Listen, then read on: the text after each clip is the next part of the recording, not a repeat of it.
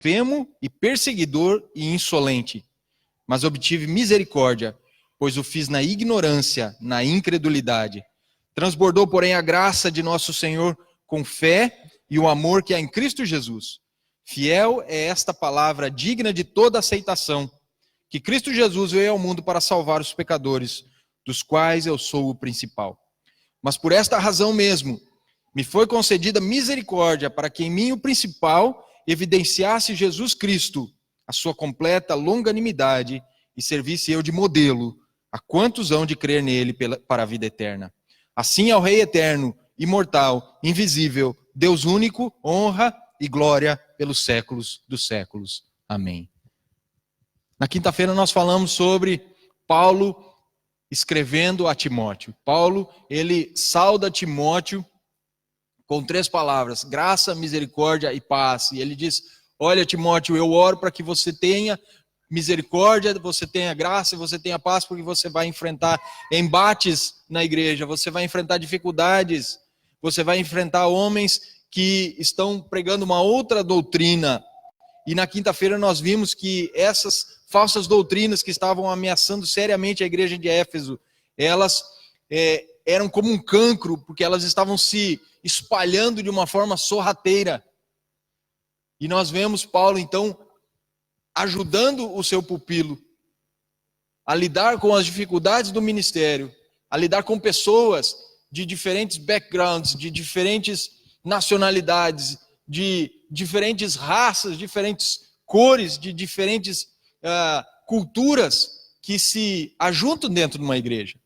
E nós vemos então Paulo o ajudando, dando conselhos, dizendo que ele precisava ser forte, porque falsos mestres, pregando uma falsa doutrina, estavam dentro das igrejas, tentando desviar o povo da verdadeira doutrina do Senhor. Hoje nós vamos falar a respeito desse exemplo de Paulo, para que a gente possa seguir o exemplo dele, para que a gente possa ser como ele, contente, para que a gente seja como ele, forte, para que a gente seja como ele, crente, para que a gente seja como ele, convertido, transformado, uma pessoa que era de um jeito e agora é totalmente diferente, e para que a gente possa ver a nossa trajetória, não nos orgulharmos do nosso passado, de maneira nenhuma, mas exaltarmos aquilo que Deus fez em nossa vida, aquilo que Ele está fazendo na nossa vida, e até mesmo aquilo que Ele vai fazer em nossa vida. E nós podemos viver de uma forma que, ao findar os nossos dias, nós possamos olhar e falar assim: glórias a Deus, né? Que tem me considerado também fiel. Glórias a Deus que me tirou da vida que eu tinha. E glórias a Deus que tem também me usado para fazer a sua obra nesse lugar. Não existe nada mais nocivo dentro de uma igreja do que um falso evangelho. Nada mais nocivo dentro de uma igreja do que uma falsa doutrina. Nada mais nocivo do que a Bíblia sendo pregada de uma maneira errada e distorcida. Jesus fez isso com Satanás. Ele enfrentou Satanás com a palavra, porque Satanás veio com a palavra distorcida. E nós precisamos fazer da mesma forma que Jesus fez ao enfrentar oposições. E da mesma forma que Paulo está falando para Timóteo fazer. Porque pessoas estavam ao redor dele pregando uma palavra que não era a correta. O que assolava a igreja daquele tempo, e principalmente a igreja de Éfeso, era uma mistura de judaísmo com a filosofia grega. Eles acreditavam em certas coisas que agora o evangelho já não compactuava. Os judaizantes, eles queriam que, mesmo convertidos, os crentes continuassem a observar algumas coisas a respeito da lei de Moisés. E como Éfeso era situada numa localidade grega, existia essa influência também dessa filosofia, que é contrária daquilo que nós encontramos na Bíblia.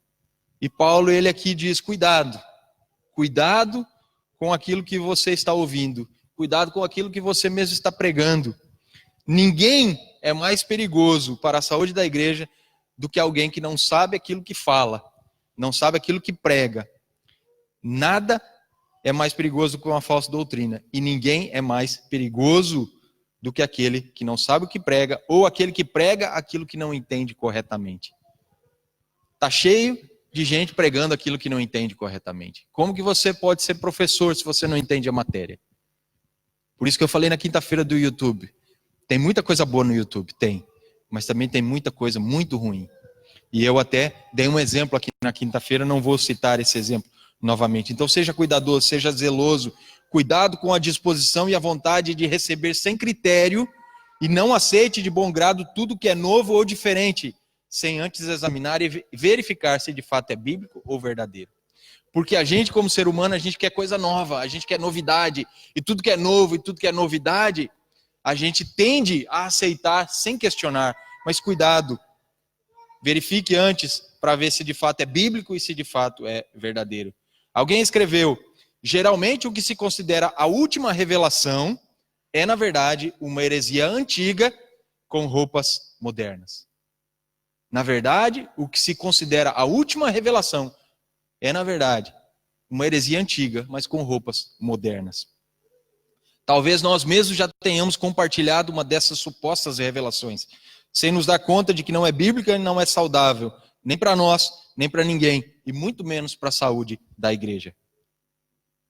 Por agir desse modo sorrateiro, essas falsas doutrinas, que muitas vezes Paulo chama de sofismas, parece a verdade, mas não é verdade, vão se espalhando como um cancro.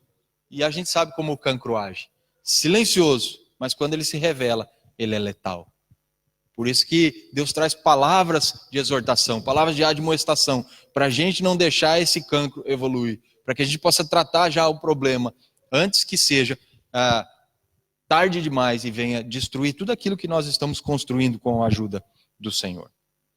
Como eu falei, nós vamos falar sobre o exemplo de Paulo, o testemunho de Paulo, e seguirmos esse exemplo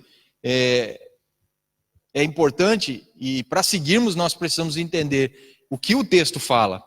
Aqui o texto nos está ajudando a entender um pouquinho da conversão de Paulo, como ele era e como ele é agora. Paulo falava da parte de Deus, diferentemente dos falsos profetas que falavam da sua própria parte.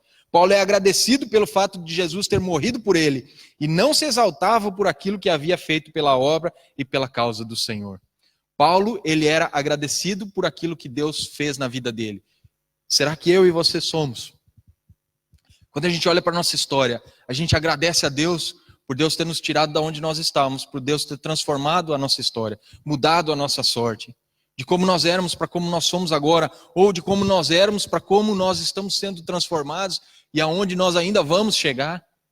Paulo, ele era totalmente agradecido. E ele, de maneira alguma, ele pensava ou ele defendia que tinha sido por causa dele, dos talentos dele, da capacidade dele, dos estudos dele, da força dele ou do esforço dele. De maneira nenhuma. Ele sabia que ele era, como o texto diz, o principal dos pecadores. Não é que ele pecou mais do que outros, não é que ele pecou mais do que nós, mas ele se considerava o principal.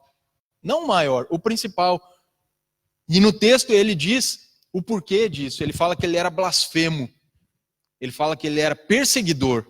E ele fala que ele era um insolente. Além de fariseu e mestre da lei, ele era um intolerante, um espancador. E ele era uma pessoa violenta. Ele assolou e devastou a igreja do primeiro século, acreditando estar fazendo a coisa certa. Vocês conhecem aquele ditado que diz: de boa intenção o inferno está cheio? Pois é, tem muito cristão fazendo a coisa errada, achando que é a coisa certa, por desconhecimento da palavra. Mas a minha intenção era muito boa. Pois é, mas a intenção não leva para o céu, não é? A gente precisa ter intenção, mas a gente precisa ter aquilo que é o correto por trás da intenção. A motivação, ela precisa ser a correta para que a gente atinja o resultado que a gente pretende atingir. Paulo, ele era um touro indomável, como diz o pastor Hernandes Dias Lopes, aquele que é difícil de amansar. E olhando para a minha própria vida, eu posso dizer que muitas vezes eu também fui um touro indomável, difícil de amansar. Será que você está comigo na mesma página? Será que em algum momento da sua vida você lembra e você fala assim: eu era difícil, eu era complicado, eu era como um touro indomável, difícil de amansar. Talvez você esteja olhando para mim agora, me ouvindo, pensando assim: pastor, eu ainda sou um touro indomável, difícil de amansar. Paulo também era, e Jesus o amansou. Mas o amansou para quê? Para que ele pudesse ser melhor, para que ele pudesse encontrar a salvação. Jesus, ele não escraviza ninguém, Jesus nos liberta. Não pense você que Jesus vai piorar a sua vida, ele vai melhorar a sua vida. E se você se recusa a ter um encontro com ele verdadeiro, você vai continuar sendo um touro indomado que está caminhando a passos largos para o inferno e fazendo da vida das pessoas ao seu redor um inferno. Era o que Paulo fazia. Por que ele se declara um perseguidor? Porque ele ia de cidade em cidade, de sinagoga em sinagoga, de igreja em igreja, prendendo os cristãos. Ele ia assolando os cristãos, ele ia de uma forma violenta agredindo os cristãos. Ele ia achando que estava fazendo uma grande coisa, porque ele era um judeu zeloso, um fariseu zeloso. Então, na cabeça dele, ele estava trabalhando para Deus. Mas ele não conhecia realmente Deus. Porque a Bíblia diz que a gente só conhece realmente a Deus quando a gente o conhece através do Filho. Quem vê o Filho, vê o Pai. Só existe um caminho que leva para o Pai, que é através do Filho. Ou seja, ele não tinha esse encontro com o Filho como ele conhecia o Pai. De uma forma distorcida, ou distorcida, melhor dizendo. Não é? Só que daí ele está a caminho de Damasco, com cartas preparadas para ser entregue aos principais daquela cidade, dizendo: eu tenho autorização para invadir aqui a igreja, a sinagoga, aonde os cristãos se reúnem e prendê-los. Só que Jesus aparece para ele. O touro indomável cai do cavalo, tem um encontro com o Senhor, e aí a sua vida começa a ser transformada. E nós vemos aqui, esse Paulo que se encontra com Jesus e se transforma totalmente. De blasfemo, ele se torna um servo. E de perseguidor, ele se torna filho.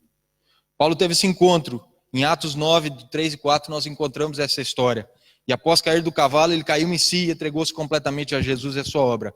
A sua conversão foi sobrenatural, tal e qual a minha e a sua. Pois não existe nada que possamos fazer para sermos salvos. É pela graça, é por meio da fé, é um dom de Deus. Você pode estar pensando: pastor, eu não caí do cavalo. Fisicamente você pode não ter caído, mas espiritualmente você caiu, como eu também caí. O encontro com o Senhor, ele mexe conosco, nos tira do eixo. Por isso que nós decidimos entregar nossa vida a Ele. Porque se não acontecesse nada, nós continuaríamos do jeito que éramos, não é? Mas nós fomos impelidos ao quê? A clamar por misericórdia, por perdão, e arrependidos nos entregarmos ao Senhor. Então, de alguma forma, nós também caímos do cavalo. Talvez não a caminho de Damasco, mas a caminho de algum lugar que não era bom para nós. Não é? Eu lembro completamente e perfeitamente o dia da minha conversão. E eu acredito que você também se lembre. Você, quando teve o encontro de Jesus, quando teve o encontro com Jesus, certamente você foi impelido a se entregar. Por isso você fez a decisão que você fez. Paulo precisou ser jogado ao chão. Teve de ser quebrado para reconhecer que aquele a quem ele perseguia e de quem ele falava mal era de fato o Messias. E eu lendo esse texto, eu lembrei de algumas vezes que o Senhor apresentou oportunidades para eu tomar a decisão e para eu me entregar, e eu rejeitei. Pessoas que vinham pregar o evangelho para mim e eu não queria nem ouvir. Eu me lembro dentro do autocarro lá no Brasil, não lembro se indo para casa ou voltando de casa, tive uma folga e fui-me embora. Entrei no autocarro, botei os fones de ouvido e uma pessoa sentou-se do meu lado. E depois de uns 15 ou 20 minutos de viagem, a pessoa me cutucou. E aí eu tirei os fones de ouvido. E a pessoa falou para mim: olha, eu sou cristão, eu posso falar de Jesus para você? E aí eu falei assim: ô meu amigo, eu estou de fone justamente para não conversar com você. Você não se deu conta, não? Então, com licença. Botei o fone e continuei a minha viagem. Eis que estou à porta e bato. Só que eu não queria ouvir a voz.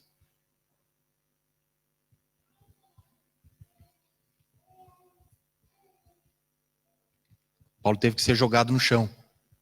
Paulo teve que ser quebrado. Eu sei como eu fui jogado no chão, eu sei como eu fui quebrado. E eu acredito que você está lembrando também do jeito que você caiu, do jeito que o Senhor te quebrou, para você se entregar a Ele. Quantas vezes nós agimos como Paulo? Quantas vezes nós perseguimos? Quantas vezes nós falamos mal? Cada vez que a gente fala mal de um irmão, a gente está falando mal de Jesus. Cada vez que a gente fala mal do pastor, a gente está falando mal de Jesus. Cada vez que a gente fala mal da liderança, a gente está falando mal de Jesus. Cada vez que a gente fala mal da igreja, a gente está falando mal de Jesus. Porque a gente daí, ao fazer isso, é como se nós não estivéssemos acreditando na obra do Senhor. E naqueles que Ele escolheu para serem os seus representantes aqui na terra. E quantas vezes nós fizemos isso quando não éramos crentes? Não queríamos ter encontro com cristãos, não queríamos saber deles. De uma outra forma, nós estávamos dizendo: Senhor, eu não quero ter um encontro com você, não quero saber disso. Quantas vezes nós desobedecemos? Quantas vezes nós nem mesmo o reconhecemos?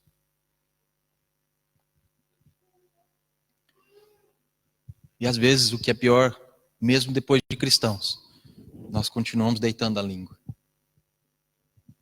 Eu fui para os Estados Unidos uns anos atrás, na casa de oração, e eu estava lá na casa de oração, lá no Kansas City, e aí eu vi umas pessoas entrando, jovens, que eram os internos, que ficam lá 6 meses ou 1 ano, fazendo os programas de treinamento deles. E eles tinham uma plaquinha no peito e tinham uma fita cola na boca. Eu achei aquilo interessante, engraçado. Eu me aproximei para ver direito o que era e para conseguir ler na plaquinha o que lá estava escrito. E aí eu vi que eles tinham uma fita cola branca assim na boca e uma plaquinha que dizia: por favor, não me incomode, estou em jejum de palavras. E eu fico pensando, quantas vezes nós precisamos fazer jejum de palavras? Porque de cada 10, 5 não servem para nada. De cada 20, 10 não servem para edificação. A maioria das vezes a gente reclama por reclamar. Já repararam? Está chovendo, hoje está chovendo. Está frio, hoje está frio. Está calor, hoje está muito calor.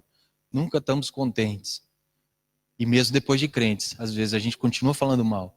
Fala mal do pessoal da célula, fala mal do pessoal no culto, fala mal dos professores na salinha, fala mal dos pastores, fala mal do líder, fala mal dos presbíteros, fala mal dos diáconos, fala mal do pessoal da portaria, fala mal do pessoal ali do computador, fala mal quando a televisão não funciona, fala mal quando dá aqueles, não sei como é que chama, o feedback aqui no som. A gente vai para casa achando que o culto não foi bom porque a gente não ouviu o que a gente queria que Deus falasse, mas Deus falou, só que a gente queria que Deus falasse outra coisa. A gente vai para casa e não muda, e não deixa a palavra fazer a mudança que ela deve fazer. E Paulo, ele era assim, não muito diferente do que nós. Porque ele mesmo diz: eu era blasfemo. Blasfemo, olha aqui que ele diz: sou grato para com aquele que me fortaleceu, Cristo Jesus nosso Senhor, que me considerou fiel, designando-me para o ministério, a mim que noutro tempo era blasfemo. O que é ser um blasfemo? É falar mal de Deus, é falar mal de Jesus. No caso, ele não falava mal de Deus, porque ele era um fariseu, um judeu, ele acreditava em Deus, mas ele falava mal de Jesus. Ele perseguia o caminho, ele perseguia aquele que é o caminho, ele perseguia aquele que era agora o Messias, que era o Deus dos crentes. Mas por ignorância, ele falava mal de Jesus. Quantas vezes eu e você não falamos mal de Jesus? Porque queríamos alguma coisa e não recebemos. Porque queríamos uma cura e não recebemos. Porque queríamos um milagre e não recebemos. Porque queríamos uma manifestação e não recebemos. Porque queríamos um aumento e não recebemos. Porque queríamos uma promoção e não recebemos. Porque queria que o nosso cônjuge mudasse e ele até agora não mudou. Só que às vezes a gente quer que o outro mude e a gente não ora para a gente mudar. A gente não se esforça para mudar. Quantas vezes nós sofremos pequenos acidentes e não reclamamos e falamos mal de Jesus? Porque a palavra diz que ele, aos anjos, dará ordem a nosso respeito para nos sustentar e nós não tropeçarmos em nenhuma pedra. E agora batemos o carro. Mas eu sou dizimista e agora quebrou meu carro. A Bíblia diz aqui, Paulo falando: eu era blasfemo, eu era perseguidor. Prendeu, açoitou, forçou, oprimiu, agrediu. Ele era um insolente, em outra tradução diz que ele era um opressor, abusador, sarcástico, violento. Pastor, mas eu não sou assim. Todos nós somos assim, de um jeito ou de outro, ou com ações, ou com palavras, ou com pensamentos. Quem nunca matou ninguém por pensamento? Quem nunca enforcou ninguém no pensamento? Quem nunca esganou ninguém no pensamento? Quem nunca pensou em jogar o carro por cima de alguém em pensamento? Claro, você pensou em pensamento, né? E alguns eles fazem isso mesmo, não só em pensamento, em atitudes. Na frente dos outros, não. Mas sozinhos. No convívio da igreja, não, mas na intimidade do lar. Já contei várias vezes para vocês, lá no Porto Santo, o pastor Geraldo, que era o pastor da igreja que eu congregava, ele contou o episódio que ele foi fazer uma visita para um casal, que na igreja era uma bênção, um casal bênção. Quando ele pisou no pátio, que ele abriu o portão, ele entrou, uma panela passou voando pela cabeça dele. O casal estava lá dentro, jogando panela um no outro. Às vezes, no convívio, aqui está tudo bonito, em casa está tudo ruim. Como blasfemo, Paulo afligiu com palavras e insultos, como perseguidor, infligiu sofrimento físico, como insolente, atacou com crueldade, oprimiu violentamente, forçando os outros a blasfemar também. Por isso que ele era um opressor, um insolente, porque além de blasfemar, ele forçava outros a blasfemar. Por isso que a Bíblia fala, não façam nada com partidarismo e por vanglória. Porque a gente tende a fazer grupinhos quando a gente quer fazer alguma coisa boa e também quando a gente quer fazer alguma coisa errada. Eu fui jogador de futebol, eu entendo muito bem isso. Os jogadores que não jogavam, que ficavam no banco de reserva ou que não eram nem convocados, eles se juntavam para falar mal do treinador e dos que estavam jogando. Paulo, ele perseguia as pessoas e ele obrigava as pessoas a serem como ele. Se ele blasfemava, ele obrigava o outro a blasfemar. E a gente, às vezes, faz a mesma forma. Nós não estamos contentes com alguma situação, a gente procura aqueles que também não estão descontentes. Por isso tem muita gente que está fora da igreja, porque os desagrejados procuram os desagrejados. Em vez de procurar ajuda para voltar para a igreja, para o convívio dos irmãos, para essa santa assembleia, para o corpo de Cristo, a noiva do Senhor. Porque quanto mais afastados, mais nós esfriamos. Quem nunca fez isso? Terceiro ponto e último. Cristo oferece a salvação a todos. O primeiro nós vimos o testemunho de Paulo. O segundo, Paulo teve a sua vida transformada por causa de Jesus e pela pessoa de Jesus. E o terceiro, Cristo oferece salvação a todos. Romanos 5:20 nos ensina que aonde abundou o pecado, superabundou a graça. Paulo foi alcançado pela graça, pela misericórdia, agora ele tem paz com Deus através de Jesus. Romanos 5:1 é o texto que nos fala que a misericórdia e a graça, elas, quando fazem parte da nossa vida, elas trazem paz. Paz por quê? Porque agora fomos perdoados e podemos viver perto do Senhor. E o verso 15 desse texto que lemos, ele diz assim, fiel é esta palavra, digna de toda aceitação, que Cristo Jesus veio ao mundo para salvar os pecadores, dos quais eu sou o principal. Cristo oferece salvação a todos, até mesmo ao mais vil pecador. Isso também é uma coisa que nós temos que desmistificar. Nós temos um pecado e o outro tem outro pecado. No fundo é tudo pecado. Eu sou tão pecador quanto um assassino, eu sou tão pecador quanto um pedófilo, eu sou tão pecador quanto um violador, eu sou tão pecador quanto um traficante de drogas. E você também. Mesmo que o seu pecado seja culturalmente e até mesmo socialmente diferente. Porque existem sociedades e culturas que aceitam determinadas coisas e outras não. Então o que para nós é um pecado vil, em outra cultura é uma coisa que não é tão vil. Mas é pecado da mesma forma, segundo a palavra de Deus. O amor do Senhor cobre uma multidão de pecados e o seu sangue foi derramado para pagá-los de uma vez por todas. Jesus veio ao mundo para buscar e salvar aqueles que estão perdidos. Lucas 19:10. E glória a Deus por isso, porque nós fomos achados, amém? As ovelhas que foram achadas se encontram nesse lugar. E se você ainda não foi achado, está na hora de você se deixar achar. Porque o Senhor está te procurando. E muitas vezes somos nós que não queremos ser achados. Tanto o mentiroso quanto o assassino, tanto aquele que desrespeita quanto que odeia e blasfema. Tanto a Paulo quanto a nós. Tanto aquela pessoa que fala mal de você, quanto você mesmo, que às vezes fala mal também dos outros. Isso é graça, isso é misericórdia. Todos pecaram, estão destituídos da glória de Deus, a Bíblia nos ensina. Todos precisam de um Salvador. A obra de Jesus na cruz nos mostra que somos indesculpáveis diante de Deus, pois o nosso pecado foi exposto e porque agora conhecemos a verdade. Não tem como nós que ouvimos a palavra, a pregação que está sendo feita, um dia chegarmos diante de Deus e falarmos, eu não sabia. Você entrou numa igreja evangélica que prega a palavra, o evangelho foi pregado para você, o seu pecado foi exposto, Jesus foi apresentado como aquele que pode te salvar. Se você se arrepender e exercer fé nele, você não tem agora desculpa de chegar diante de Deus e dizer, eu não sabia. Se nos entregarmos, ele nos libertará. Se não nos entregarmos, não teremos desculpas e receberemos o juízo que nos é devido. Eu gostaria de concluir essa palavra dizendo que todas as outras religiões que nós conhecemos e que são tão grandes quanto o cristianismo aqui nesse planeta, elas dizem que nós precisamos fazer alguma coisa para obtermos a nossa salvação. O homem tem sempre uma palavra a dizer. O homem precisa ser merecedor da salvação. O homem precisa se esforçar, o homem precisa pagar, o homem precisa trabalhar, o homem precisa, de alguma forma, ser merecedor dessa salvação. O cristianismo ele é diferente. O cristianismo nos diz que esse favor ele é um favor imerecido. Essa é a graça do Senhor. É o que nos diferencia. Perguntaram uma vez para C.S. Lewis o que diferencia os cristãos dos outros. Ele fala, a graça. Nós não precisamos fazer nada. O Senhor já fez tudo por nós. O Evangelho, porém, diz ao homem que ele é pecador, que ele está perdido, que ele não é capaz de salvar a si mesmo e que somente a obra substitutiva de Jesus pode salvá-lo e conduzi-lo à glória. Eu pergunto, o que nós estamos esperando?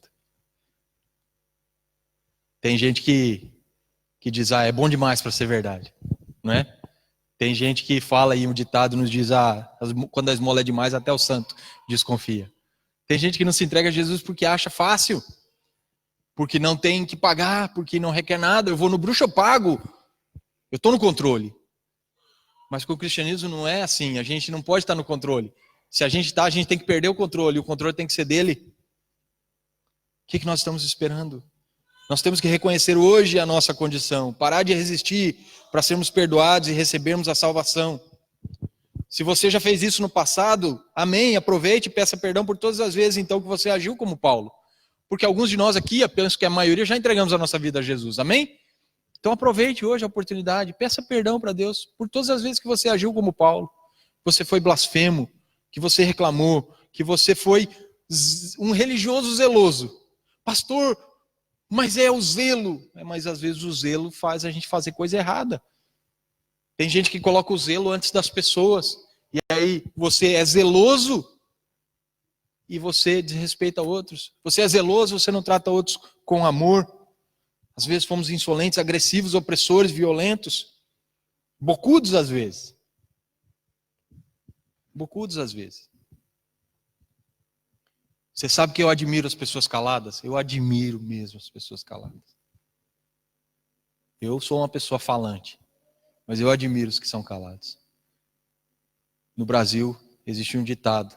Não sei se em Portugal e na Madeira tem esse ditado, mas eu acredito que vocês têm alguma coisa parecida. Em boca fechada não entra mosquito. E existe outro. Quem fala demais dá bom dia a cavalo. Por quê? Não sei. Vai ver que está passando ali no pasto, vê um cavalo, não tem com quem conversar. Bom dia, seu cavalo. Deve ser por causa disso. Mas é o certo, que às vezes a gente fala muita besteira, porque a gente não sabe ficar quieto. Né? E a Bíblia nos fala aqui que nós temos que ser tardios para nos irar, tardios para falar. E eu gosto do que meu pai dizia antigamente. Deus deu uma boca e dois ouvidos. Para ouvir mais e para falar menos. Uma boca e 2 ouvidos. Tiago fala que a língua é um membro tão pequeno, mas pode incendiar uma floresta tão grande. Que a língua é um membro tão pequeno, mas comparado ao leme de um navio, pode fazer com que uma embarcação gigantesca siga no rumo que ela deseja. Serve de alerta para nós. Paulo era um religioso, zeloso, mas ele considerou-se o principal dos pecadores. Repare, ele não era ateu, ele não era idólatra, ele não era imoral, mas era um pecador tal qual eu e você. Ele conhecia a religião, mas ele não tinha relacionamento. Ele conhecia a lei, mas não aquele que cumpriu a lei. Ele frequentava a igreja, mas ele não era igreja.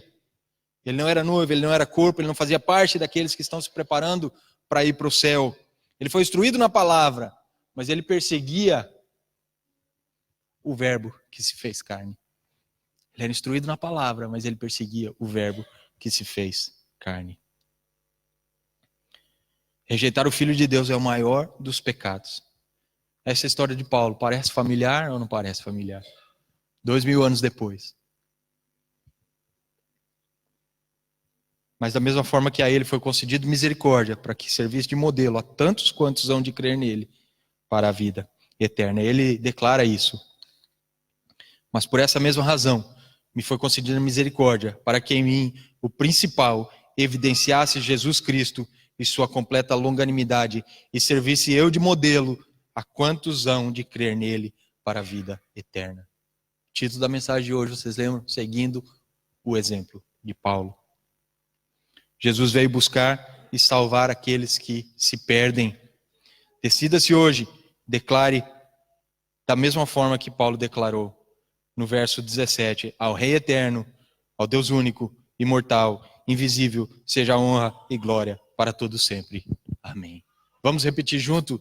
Ora, ao Rei dos séculos, imortal, invisível, ao único Deus sábio, seja honra, glória para todos sempre. Amém. Amém.